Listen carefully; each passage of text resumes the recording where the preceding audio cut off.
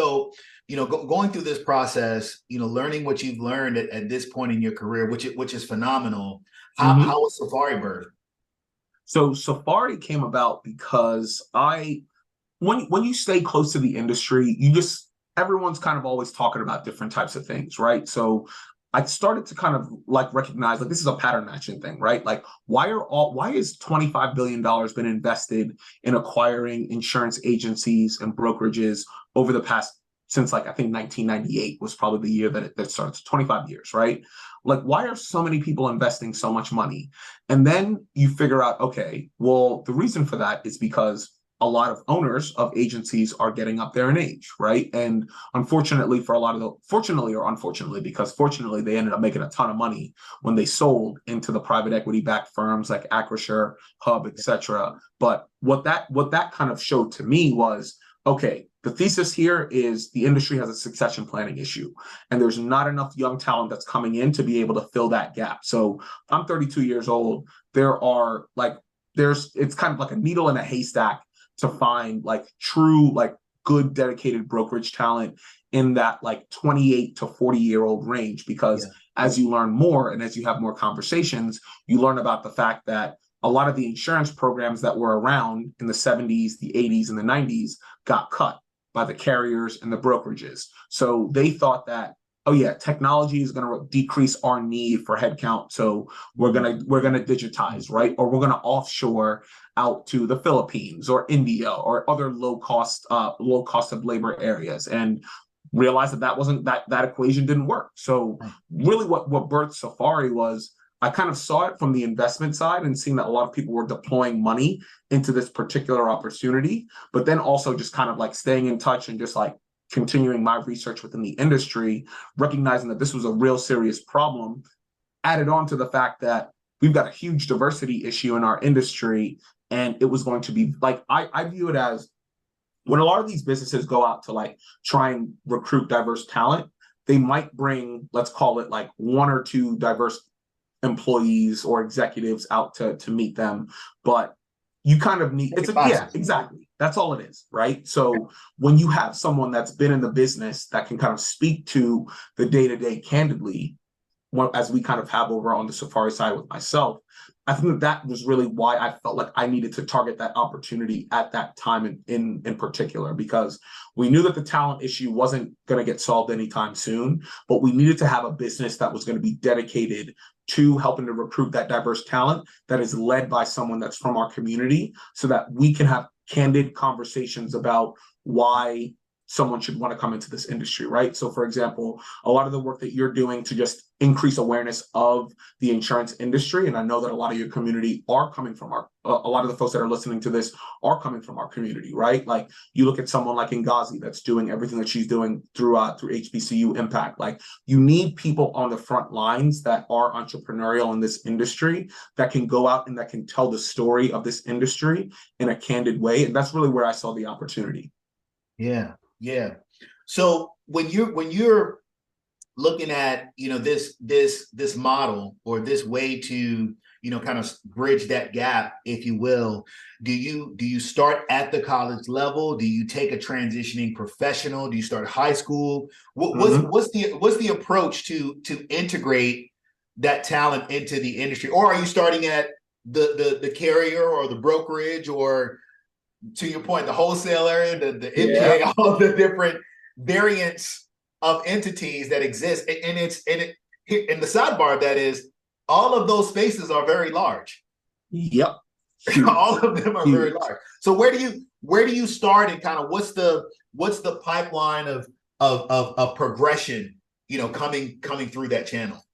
Absolutely. So to your point, because I think it's a really important point, 3 million people in the United States work in the insurance industry. So I might be rounding it up, probably somewhere around like 2.9 million. 2.9 million. Yep. So we have 380 million people that includes babies, that includes the elderly. So think of just working like working age professionals, the insurance industry is right around like 1.5% of the total working population in this industry. That is meaningful when you're attaching it to a large population like the US. So that's kind of like where I really view the opportunity, since there are so many people that are starting to retire out. So like the number that people typically throw out is anywhere from about 40 to 50% of the industry is going to be hitting retirement age over the next 15 years. And there's not enough young people coming in. So as I kind of look at how we think about, since we're a two-sided marketplace, right? We've got the demand, who, AKA our customers, who are the insurance companies, that's brokers, that's agencies, that's claims organizations, et cetera. And then we've got our supply, which is on the talent side. So on the actual customer side, right? I basically work backwards from where the pain is being felt most. So that's typically at your carriers and a lot of your larger brokers that have a lot of challenges from a talent acquisition and talent development perspective for young talent. Right. So that's kind of where we're looking to build a pipeline for them. On the supply side, I very much so view it as, all right, well, the four-year universities outside of RMI is where we really maintain our focus. But then kept thinking about, right, like other pipelines of talent that are more representative of the demographics of our country that ultimately provide an equal opportunity for folks coming from minority and diverse backgrounds, thinking about things like two-year colleges, the military. Those typically tend to be pipelines of talent that you would have essentially folks that are like the makeup of the military, I think is like 45% people of color, right? Boom. That lines up directly with the demographics of our country. Same at two-year colleges, right? So as we kind of think about coming out, those skills, those skills are going to be immense coming out of the military. Absolutely. Correct. So it's huge there, right? So I think for us, it's more of like the four-year colleges are great, but if we can tap into two-year colleges and the military, our pipeline is going to be right where we want it to be, because of the fact that we know for a fact that everyone, like, just on a numbers basis, right? 45% of the applications that should be coming through should be coming from folks that are coming from diverse backgrounds. And then that plugs right into the types of businesses that we're working with.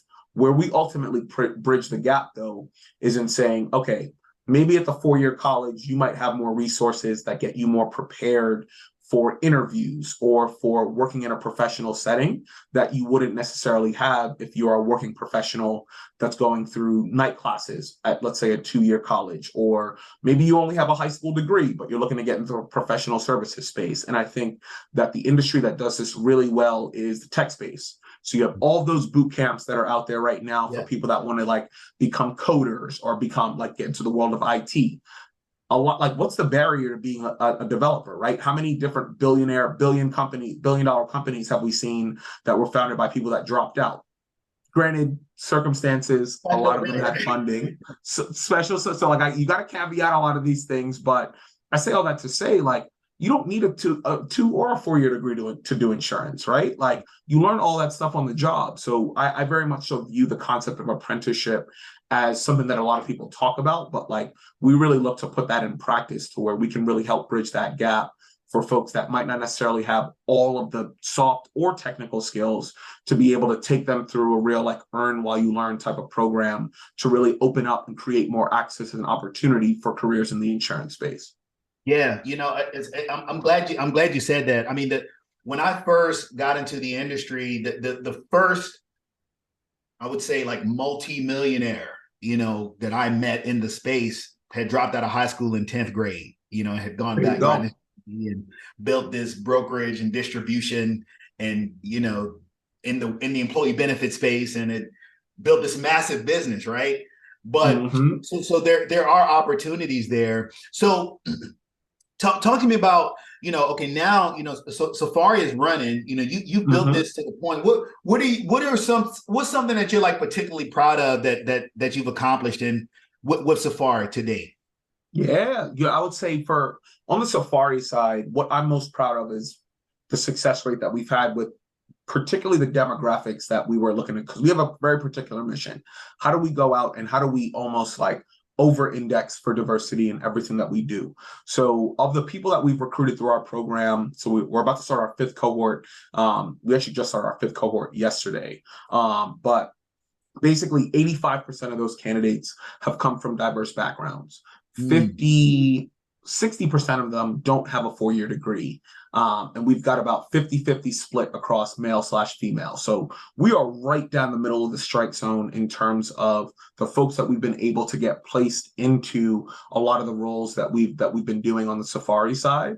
But more importantly, right, like the biggest piece here is retention. Like, I don't want to just get someone placed into a role and then they wake up 6 months later saying, I hate this job, or I hate this organization, and then they're going to say, I hate this industry, right, which is the last thing that we need, right? So I think it's the fact that we've been able to have 90% plus retention within the folks that we've placed into roles so far, which is just really a testament to the work that we do on the front end to be able to identify candidates that really want to be able to get into this industry, but 2, giving them the exposure that shows them that, like, you might sit here right now, but there are so many different opportunities that can get you up to here as long as you just stick with it for the first 5 to 7 years of your career. So the retention is the most important piece, because unfortunately, we not only have an issue from a pipeline perspective in terms of diverse talent in this industry, we also have an issue from an attrition perspective, because a lot of folks that they might come in for a year or two, look around, recognize that there's not enough folks that kind of look like them. And then they're like, all right, why am I here? I'm going to leave. I'm going to go do something else, right? And if we can keep those butts in the seats, that's the most important piece, because now you have a real kind of like, it's a snowball effect, right? Yeah. You do it, you get success through 4 cohorts, and then by cohort 8, everything starts to really snowball from there. And then you're going to start to see people increase over time. So that's really the most important thing. That's what I'm most proud of, is we're able to just like stay on board with our mission, but also we're able to keep those people in the industry. Because I just love insurance. And I just want this opportunity to be there for more folks that look like us. Listen, man, I mean, it's an industry that we have a legacy in that most people don't know. And I can't even say they have the opportunity to appreciate it or acknowledge it, because they don't know. Until they read your book. They need to get the book, Black Pioneers of the American Insurance Industry. Yes, sir. And we're coming. And they need to get you should get a license book as well, because we talk about it in that book too. There you go. All of the above. All of the above. Yes. But like I said, these legacies do go, in large part unknown. Do you so far, just so we're clear, because people are going to be listening, and it may be someone's like, hey, I'd like to try to get in that program. Safari's is national, available to anyone in the country, right? Anyone in the country can plug in and kind of go through that program. Exactly. Which is wonderful. But okay, so speaking about legacy, I want to kind of shift gears, for a quick minute, because sometimes things happen. When things happen and it happens for somebody else, but you feel like it happened for you, so you get like really excited about it. It's real, bro, and that's why I love our community, bro. Because like we really do such a good job of sticking together. Yeah, man. Listen, and you know what? We do a good job of sticking together, but we just need to do it on a larger level. I mean, we have, obviously in our professional circle, there's a great network of people that are supporting one another. We got wonderful, trade organizations and such around us, and everybody's rooting for each other to win and finding ways to collaborate, which I think is excellent. Right. That's one of the other reasons why I think that people should be more attracted to this space, because you are going to find environments where, hey, you may not see the majority looking like you, but when you find your people, and you'll find people that don't look like you too, that, you really rock with. But when you find your people, man, everybody is going to be making sure that, what we need to do to make sure that you're getting what you need to get, that you're winning, Absolutely. That being said, I have to, on the platform, just publicly congratulate you for acquiring the E.G. Bowman brokerage and firm, founded by Ernesta Procope back in, I'm trying to think of the year. I wrote 1953. Actually founded by her husband originally. Yep. Yep. So he passed. She ended up taking it over. She remarried, and then they continued to build just a massive business up in New York.